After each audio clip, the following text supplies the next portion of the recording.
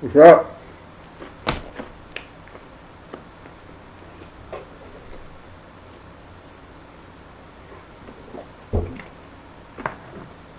Oh, pizza and comics. It's a deadly combination. Oh, alright. Got some, there's some books here, some toys here. And as I've been like restocking the shelves back here, you know, I've had this set of books together for a while to do a video and just never got around to doing it. Then Constant Rob started his He Man video. Masters of the Universe was in one of his videos here recently, and it just ran all over me. You know, I procrastinated, got beat. It's okay. So basically what we got here are, I feel like I have two childhoods. I can remember the 70s and I remember the 80s. And they were really different. In the 70s there was like a lot more freedom. I consider myself the last of a generation that was able to, you'd stay out all the time outside. You get up, tons of kids around. Your little neighborhood, the little trailer park I was in and stuff, it was, you know, it didn't seem small. And there was all kinds of things. And there was kind of like an unwritten rule, man. If it was outside, it was ours. And we always put it back. And I'm talking about like people's trash can lids. You could go through the yards. It was no big deal. We ate candy. We ate junk all the time. And you never got fat because you were outside playing. You could walk a mile and a half down the road, 2 miles down the road. You know, didn't have to worry about cars hitting you. Video games were just starting up. I mean, I sound like I'm ancient, man, but I was like, you know, really young. And the kids, everybody be in the street playing. And we would build ramps to get on bikes and stuff and play Evel Knievel and stuff. And you had all the older kids with the smaller kids. And you weren't getting babysat, but everybody sort of took care of everybody. And if you got picked on and played on and stuff, you know, some of this still might be true and stuff, but, you know, it was a little different because if some kids came from over the hill from another neighborhood, the very people that were like picking on you or giving you a hard time would take their hand, put you behind them. And, you know, you were theirs. You know, these guys don't get to come down here and do that to you, you know. So the other biggest thing is that what I remember is your toys. You had to work these suckers, man. You actually had to get out there. You'd have these commercials of G.I. Joe and Star Wars and stuff. You see these kids, they'd have like, you know, they'd take a bunch of sticks. You know, I know somebody made them for them, but, you know, they'd make their own play sets with what was around. They'd have a bunch of sticks tied together and they'd drop them down on some of these characters and they're trapped, you know. You take a whole hillside, and we'd go outside and we'd dig on the side of these hills and get dirty and all this stuff, and make all this stuff. And it was G.I. Joe, it was Skeletor and He Man, little Black Star, you know, just all kinds of stuff. These little demons from the Black Star line, Power Lords. You know, I don't know if this one works, you know, but we'll get around to that. I bet he did, and I just messed them up. Anyway. So, back then, you know, Transformers had come to America, and I was thinking I was like maybe 9 or 10 years old the first time I saw some Transformer toys. I was a poor kid, so you know, I may have had a GoBot or two. You know, I think I got some Rock Lords around here somewhere. Anyway, but I remember we had this kid. You know, he had money and stuff. He was the first one to have the Atari. He was the first one to have all this stuff. We're going to the second part of my childhood in the 80s. You know, I apparently got off my theme there, you know. But anyway, these toys were hitting, and I remember seeing the original Megatron, and it would transform into what looked like a real pistol. It looked like a real metallic gun, you know. And then you had these guys turning into semis, and you had these jets and stuff. I mean, it was really cool and really expensive. And what was cool about this comic coming out is it was number 1 in a 4-issue limited series, and then it got expanded. And then it got expanded, and then it just never got canceled. Okay, big hit. Okay, Thundercats were hitting, man. You had G.I. Joe got shrunk down thanks to Star Wars and stuff. The action figures started coming in. Oh my gosh, I know there's a toy community out there You know, I think they're like little six. You know, you can check my facts. You know, you guys know a lot more. But you know, 6-inch figures. And all of a sudden, He Man came out, and all these toy lines started coming out. Everybody had a magical sword in these toy lines and stuff. And Thundercats came out, and I saw the first Thundercat pilot cartoons, kind of like a mini movie, and it was awesome. And was dying to get this comic book, and I didn't get this till the last couple years here and stuff. You know, loved that. And then I started seeing other episodes of Thundercats, and was just really let down because the first one was written so much better. So, the Thundercats, ho, you know, Lion-O and the big theme, you know, and they kind of came back here. Not quite a toy line, but Time Bandits was a Terry Gilliam directed movie involved with guys in Monty Python, man, but this thing was like hardcore history / sci-fi / religion and stuff. And I personally think the movie still holds up. You know, basically these little people work for God, and they help design the world and everything, and they had a map.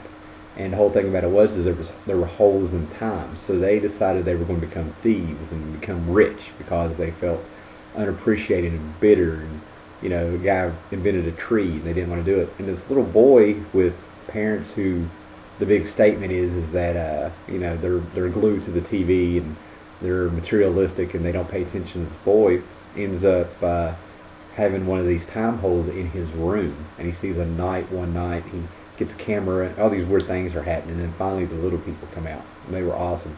He ends up running into Napoleon, he ends up running into John Cleese's Robin Hood, he runs into, you're not going to believe this, but I'm going blank, Sean Connery as Armageddon, and he's happy there, you know, and but things go on, the devil pops up, the darkness comes after him, God is after them wanting the map. It was really an ambitious story. And considering how complicated that sounds, they pulled it off quite well. You know, it's one of my favorite movies. And how can we not talk about the 70s and the 80s without Return of the Jedi? I personally geeked out on this because when I was a kid, I mean, I love Star Wars. You know, I had the original glow-in-the-dark lightsabers they sold, and I don't see those on eBay or anything, but they had swords that glowed in the dark. They didn't really look like a lightsaber, but it was Star Wars merchandise. It was real, right? And I was really into Flash Gordon. The cartoon was on. I was catching some strips or something. Little books were laying around, and you know, and I got it. I knew that Flash Gordon was where Star Wars came from, you know. And I didn't get to see Empire Strikes Back, but I got to walk down to the mall at 7 years old and watch Flash Gordon, and you know, just blew me away. I mean, I still think that's a great movie, whatever you think. But here's where I geeked out on this. Al Williamson did the Flash Gordon strip way back in the day. And then all of a sudden they bring Al Williamson on to do these movie adaptions of Return of the Jedi. Now, I geeked out on a whole other level because I knew the history of this. Flash Gordon and the serials and stuff influenced Star Wars, along with Metropolis, the first sci-fi silent movie, I believe. And all of a sudden they got Al Williamson on here, and I just could not get it through people's head how cool that was, and it is cool. The pinups in this, the art in this is awesome. And I think he's went back and he's done some other Star Wars stuff and everything like that. But Al Williamson is an unsung legend. You know, his stuff's definitely worth going. I mean, just look at this stuff. Get that glare off there. You know, just really good, man. Just a great guy. Yeah. I mean, I'm dying to just rip these open again and read them. And I'm going to be a little blasphemous here and stuff like that, but by the time Return of the Jedi came out, and I had a great memory with my mom, she really stepped up, man. We ended up standing 6 hours in line to get to see Return of the Jedi, and she was right there with us in the mall doing it and stuff. So, you know, I love the movie and stuff. But I remember when I was watching it, there was a scene where they're in the forest and Han Solo is taking a pose and shooting, and I started noticing that Star Wars was actually kind of looking dated already in '83. I actually think the comic book there holds up better than the movie. And I'm a Star Wars guy, don't get me wrong. And here's where Constant Bromstar I always seem to reference some of his videos, or Captain Strange Life, or Dakin Howlett, and all this stuff. But yeah, this Masters of the Universe series, he kind of covered it pretty good. But this is really, really good. And what I kind of pointed out, and this isn't new news, but the Masters of the Universe always sort of got compared to New Gods. You know, and it all started with Zodak, I think. What tipped everybody off was they had a character, Zodak, if I'm remembering his name correctly, and he flew around on a chair like Megatron. Well, when they made the Masters of the Universe movie in '87, it had Courtney Cox, Dolph Lundgren, and a few other people in there. It was a thinly veiled New Gods movie, and the people who worked on the movie admitted it. You know, they were like, yeah, this is, you know, the closest thing you're going to get to New Gods, you know. Skeletor was Darkseid. I mean, you know. So I've got a couple of these. I've grabbed these over the years wherever I could. Big He-Man nut, man. We actually had a store that had a guy get in a rubber suit and walk around as He-Man, and a guy in a rubber suit walk around as Skeletor. And they had all these free comic books and stuff. And I love the little figures of He-Man and stuff because, I mean, they're just, you know, they were just cool. They were bigger. And this is Manny Faces. I'm sure people, there's his robot face. Monster face. Oh, come on. There we go. And, yeah, Manny Faces face. You know, these guys were just cool. There's Triclops. You know, his little eyes there. Battle Cat without the armor. You know, the shield, the colors. You know, they were just cool. And the cartoon, man, I cannot watch the cartoon, man. It is, I'm not going to go there. But the cartoon is just freaking awful. And I used to run off the bus to get home by 5 o'clock to watch He-Man, man. Every day it came on. Crap jaw. I sold all the other figures I had when they did the relaunch and stuff. This was actually kind of cool. I actually kind of dug these. You could tell they were trying to keep He-Man going there. It's battle armor. Bam. Bam, you know. I got a battle armor Skeletor here somewhere. Here's the original one. He's been damaged, you know. All right. Oh, here's another one. I think this is some kind of punch He-Man. I don't know. You twist him. There we go. You twist him and he throws a punch. There's the disco. You should be dancing, yeah. All right. Anyway. Great books. Apparently I've got a couple of these. And then, for some ungodly reason, which I don't understand, they went to Marvel and the Star line, and you just don't hear anything about that. You know. Alright, and then here's one. This is one of those, what is strange is that this book is actually really well done. I'm not going to tell anybody to go out and get it or anything like that, because it has some of Mark Texeira's work on it. And this guy got famous because he did Ghost Rider #1 around 1990 or something and everything like that. And it's real simple, man. Atom Power can transform into Lord Power because of the Power Jewel. And he had some allies there, and Arcus there, the bad guy, wants the jewel. Pretty simple. Okay? This was a 3-issue miniseries. And the artwork is superb in it. I mean, it's Mark Texeira. I mean, you might, you know, if you know the guy, I mean, this is, I'm assuming, some of his first work. These are super cheap. I mean, art-wise, I really enjoy them. Okay? Just to give you an idea of Power Lords, if I haven't messed them up, the Power Jewel would allow him to, you would hit a button and it'd flip around. And he transforms into Lord Power. And those are veins on him and stuff. Let's see if this one works.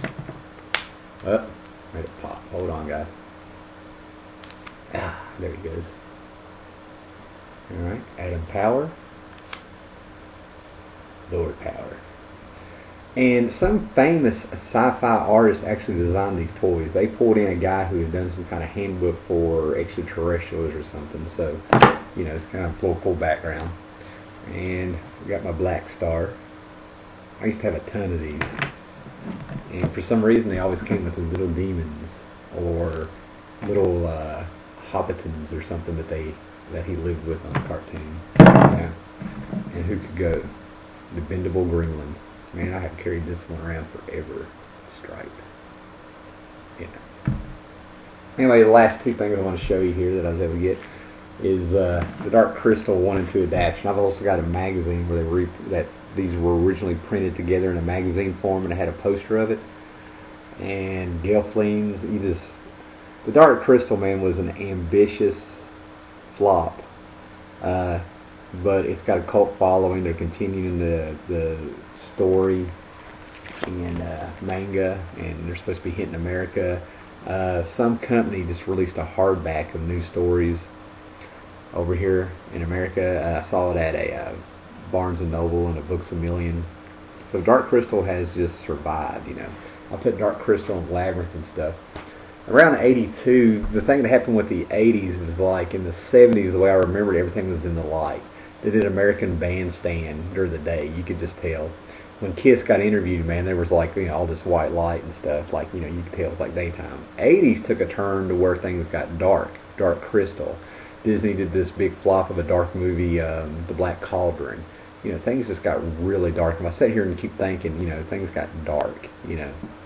And, but the Dark Crystal was, to me, you know, loved the Muppets, grew up on Sesame Street, Electric Company.